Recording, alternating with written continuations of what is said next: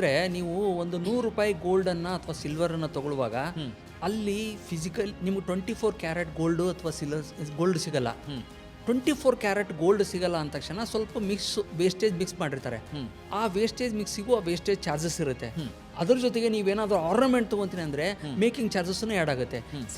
ಈ wastage making charges add ಆಗಿಬಿಟ್ಟು ನಿಮಗೆ ಪ್ಯೂರ್ ಗೋಲ್ಡ್ ಮೇಲೆ ಪ್ರೈಸ್ ಮಾಡಿರುವಂಥ ಇನ್ವೆಸ್ಟ್ಮೆಂಟ್ ಅಮೌಂಟ್ ಕಮ್ಮಿ ಆಗುತ್ತೆ.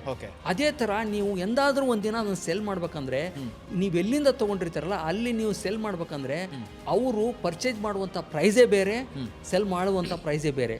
ಸೊ ಅಕಸ್ಮಾತ್ ನೀವು ಒಂದು 5 ವರ್ಷ, ನಾನು ಒಂದು ಆರ್ಟಿಕಲ್ ಬರೆದಿದ್ದೀನಿ, ಅಲ್ಲಿ ಏನು ಅಜ್ಯೂಮ್ ಮಾಡಿದ್ದೀನಿ ಅಂದರೆ ನೀವು ಗೋಲ್ಡ್ ಅಥವಾ ಸಿಲ್ವರ್ ತೊಗೊತೀರಾ, ಮೇಕಿಂಗ್ ಚಾರ್ಜಸ್ಸು ವೇಸ್ಟೇಜು ಹಿಡಿತಾರೆ. ಒಂದು 5 ವರ್ಷ ಆದ ನಂತರ ಒಂದು 8% ಗೋಲ್ಡ್ ಪ್ರೈಸ್ ಅಪ್ರಿಷಿಯೇಟ್ ಆಗಿದೆ.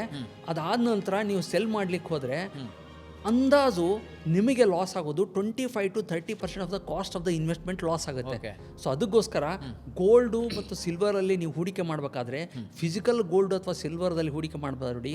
ಕಾಯಿನು, ಗೋಲ್ಡ್ ಬಾರು ಅಥವಾ ಈ ಆರ್ನಮೆಂಟ್ದಲ್ಲಿ ಹೂಡಿಕೆ ಮಾಡೋ ಬದಲು ಇಂಥ ಫೈನಾನ್ಷಿಯಲ್ ಇನ್ಸ್ಟ್ರೂಮೆಂಟ್ಸಲ್ಲಿ ಹೂಡಿಕೆ ಮಾಡಿದ್ರೆ ಸೇಫ್ ಕೀಪಿಂಗ್ ರಿಸ್ಕು ಇರಲ್ಲ, ಎಕ್ಸ್ಪೆನ್ಸಸ್ಸು ಕಮ್ಮಿ ಇರುತ್ತೆ. ನೀವು ಯಾವಾಗ ಬೇಕಾದಾಗಾದರೂ ಆವಾಗ ದುಡ್ಡು ತಗೋಬೋದು. Boss Vala, B the boss.